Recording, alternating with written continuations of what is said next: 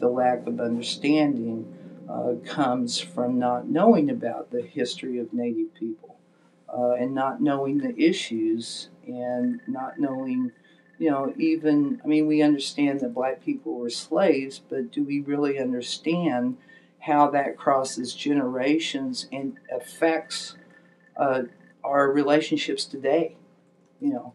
And so I think that's where the lack of understanding is, not so much diversity. But there are people that say, don't want anything to do because they think it's politically correct to, talk about diversity. But we can even think about diversity in terms of the white population.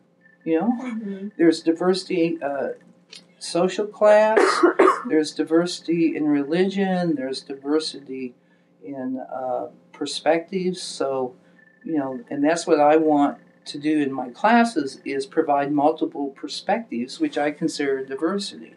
And I don't necessarily consider, well, I do sometimes in terms of race and some of those gender and things of that nature.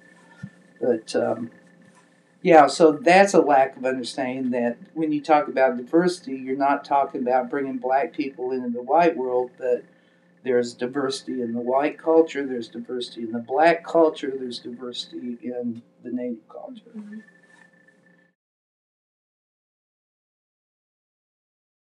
And I think the best approach is just to, um, kind of say we're each human beings, and because we're human beings, we deserve respect.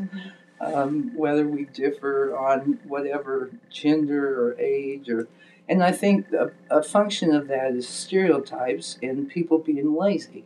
Mm-hmm. You're fed these stereotypical notions, and so when you meet someone, once you apply that, instead of recognizing that, this is an individual, and that affects your relationships and interactions with anyone that you think is different.